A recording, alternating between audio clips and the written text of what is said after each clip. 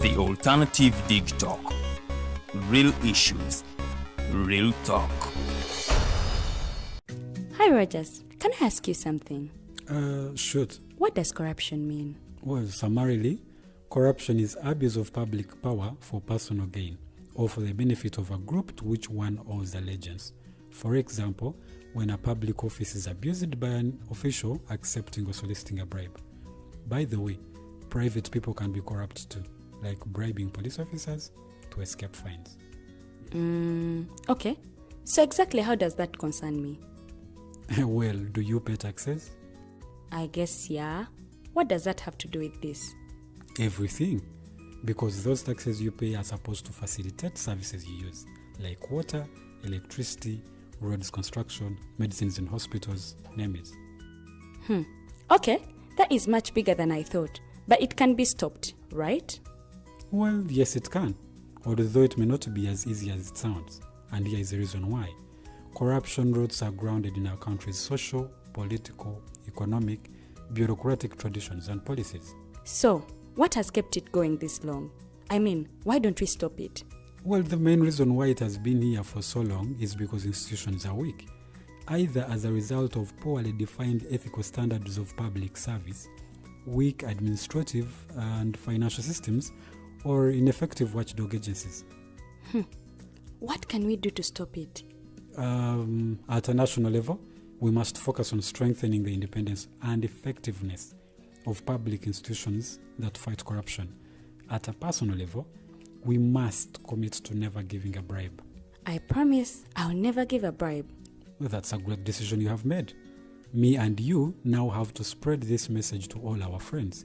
If we all do our part, corruption will be normal. This message is brought to you by Alternative Digital.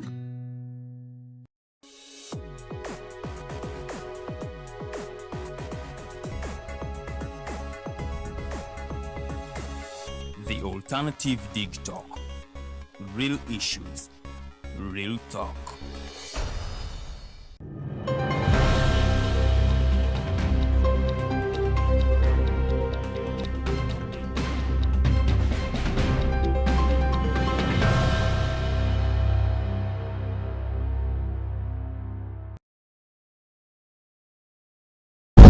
Amacha amalungi erigo munanga akede nange olunaku olwaleero nfaniriza nnyo ku programu ya Mighty Drive amacha g'olunaku olwaleero era nga nze Omumbejja Luwodde Lilian okulaba nga ate nkutuusako programu eno okutuuka ku ssaawa 4 ez'amacha g'olunaku olwaleero ennaku z'omwezi tubala 14 tuli mwezi ogwa August omwaka 2025 bwatulaba okutegeeza nti omwaka gutambuliridde omwaka tugubuzaako emyezi mitono nnyo okubanga ate tuguwunzika kakati olunaku olwaleero programu eno tugenda kubanga tugikolera mu kibuga Kampala nga tutambulatambulamu okwongera okutuusaako ebitambula mu kibuga kino abantu bakeddeddwa okubanga bayina ekibuga okulaba nga ate banoonya ensimbi oba okutereeza obulamu bwabwe weewaawo nga n'abamu ate bali mu kusimbula busimbuzi bwe tunatunako ebbalibbali ndaba nga amaduuka agamu gatandise dde okuba nga gaggulawo era nga abakakkala by'emirimu batandise dde okuba nga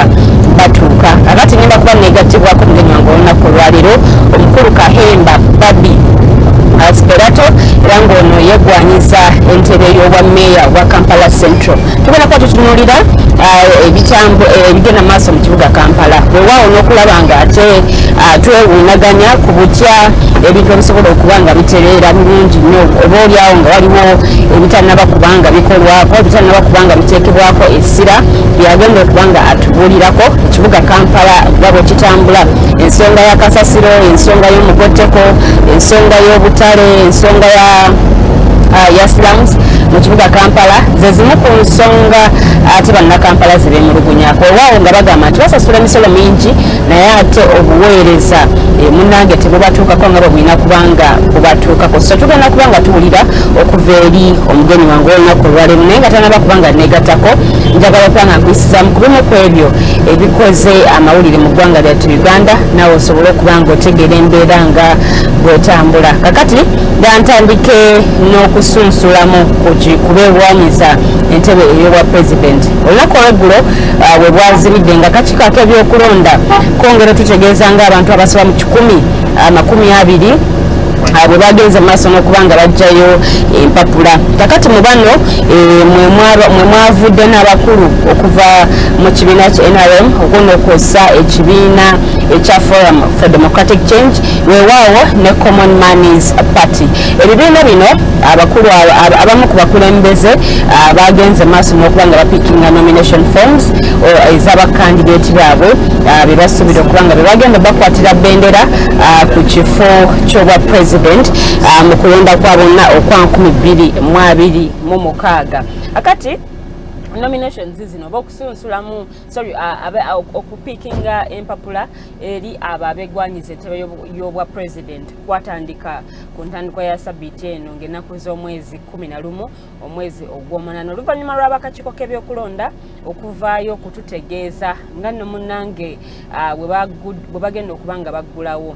Press conference yaliyo sabbiiti ewedde era nga abakulu okuva mu kakiiko k'ebyokulonda njogera ku mulamuzi Simon Byabakama bagenda maaso n'otutegeeza nga bwe waliwo enkyukakyuka ate nno munnange mu roadmap era nga ekiseera ky'okupikinga nomination forms nali abegwanyiza entebe ey'obwa president kyali kitandika ku sabbiiti eno ng'ennaku z'omwezi 11. Kakati bano bakyalina olugendo gambalagala olw'okutindigga nga muno mulimu okuba nga banoonya signatures okuva mu districts kimu kyakusatu ekya districts ze tulina mu ggwanga lyattu Uganda. Bwe twogerera districts zino ziri 146 naye nga beetaagako signatures 1,000 okuva mu districts 98. Akati nno bano ate balina okubanga ebimu ku ebyo ebibasuubirwamu ebibasabiddwa babitwala eri abakakiiko ak'ebyokulonda obutasukka nnaku za mwezi 10 omwezi ogwa Septemba. Nga abakakiiko bagamba nti bwe baleeta signatures zino oba emikono gino egibasemba okwesimbawo ku bifo by'obwa president kijja kubanga kibasobozesa okuyita mu mikono gino weewaawo ng'emikono gye banaaba baleese kulina okubaako n'ennamba z'essimu okwongera okukakasa oba ddala kituufu bano balonzi oba nga ate si balonzi. Ku press conference gye baalina sabbiiti ewedde bayongera otutegeeza nti teri candidate akkirizibwa kuteekako baŋŋanda bataweza myaka 18 oba baŋŋanda abatali balonzi. So nno munnange ne babeera baganda bo nga balonzi nga basusse emyaka 18 osobola okuba nga ate nabo obajjako emikono. So enteekateeka eyo bwetyo bwekyatambudde naye ng'okusunsulamu ku beegwanyiza entebe y'obwa president kujja kubeerawo omwezi ogujja ng'ennaku z'omwezi 23.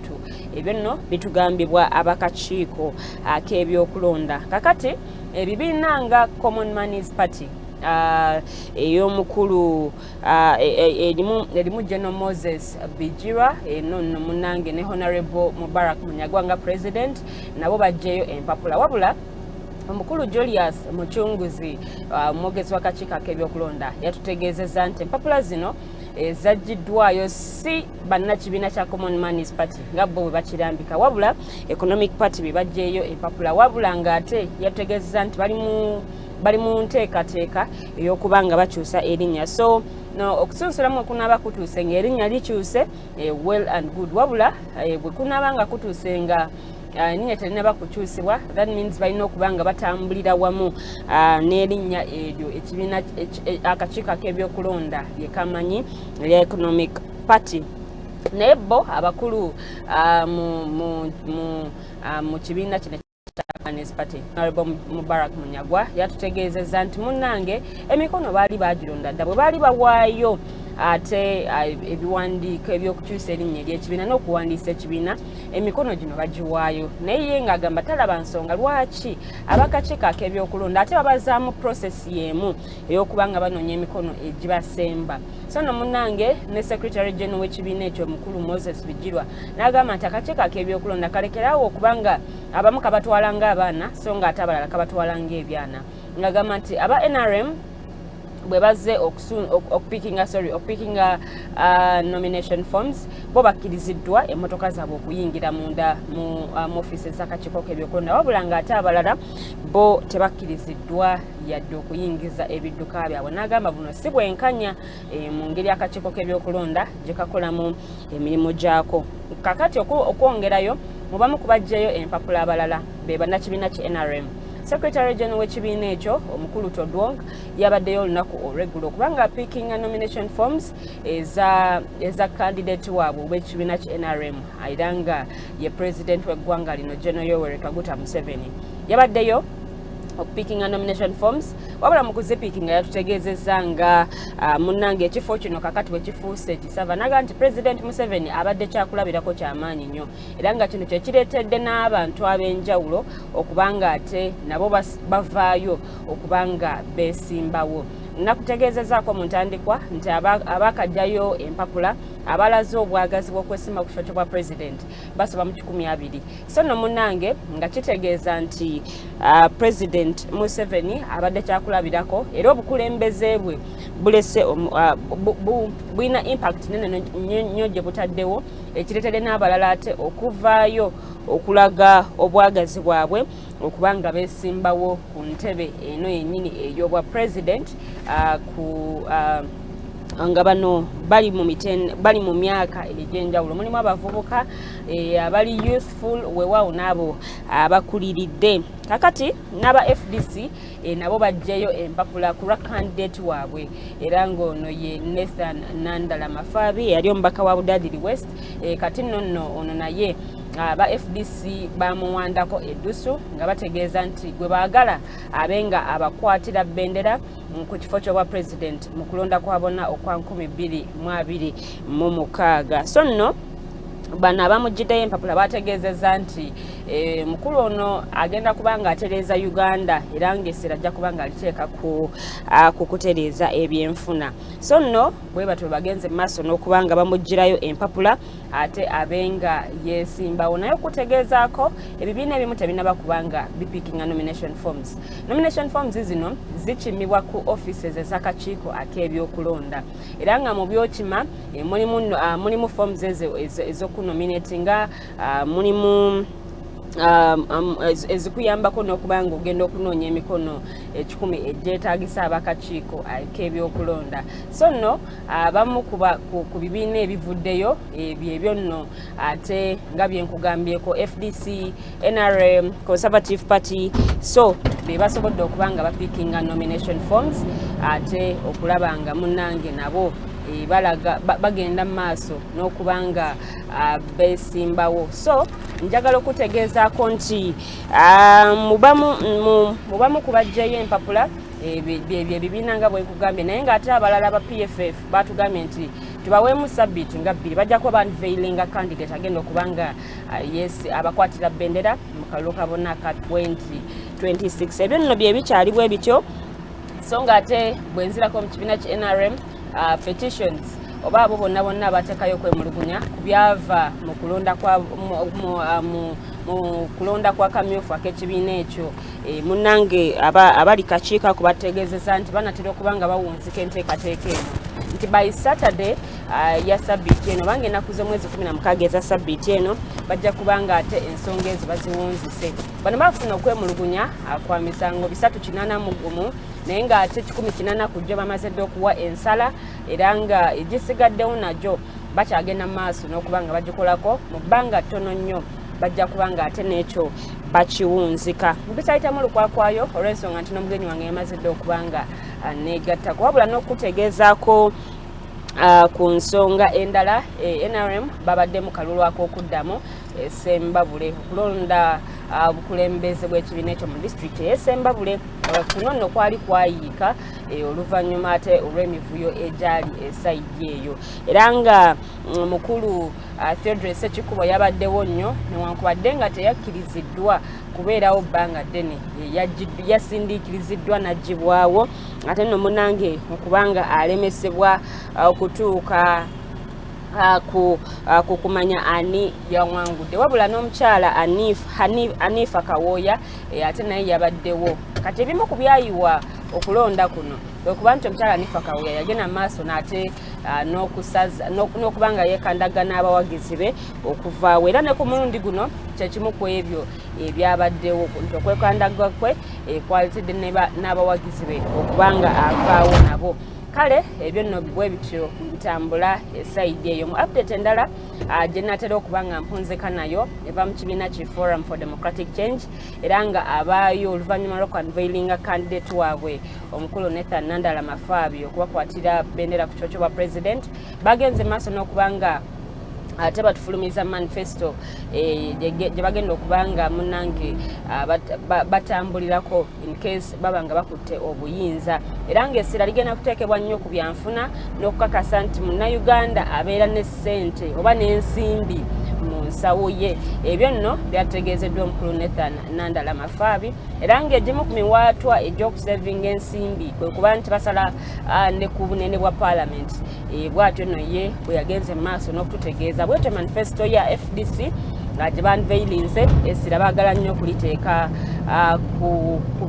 ku byenfuna n'okutereeza ebyenfuna by'eggwanga lyattu Uganda so nga ate Munnayuganda abeera n'akasente mu nsawo. Tugendagenda mukuwumulamuko katono nnyo bwe tukomawo mbenga omwenyi wange asooka okutubuulira ebimukwatako weewaawo tutambule mu kibuga Kampala okutunuulira embeera ezisoomooza bannakampala na biki ebyetaaga okuba nga bitereezebwa weewaawo n'okumanya opportunities ezo zetataddeeko nnyo mulaka so nga ate zisobola okubaako enkyukakyuka ey'omuggundu gye ziteeka ku kibuga Kampala okutwaliza awamu. Programu ekyali Mighty Drive nze omumbejjali wedde Vivian tumulamuko katono nnyo bwe tukomawo tube nga ate tukwasizaawo wennyini.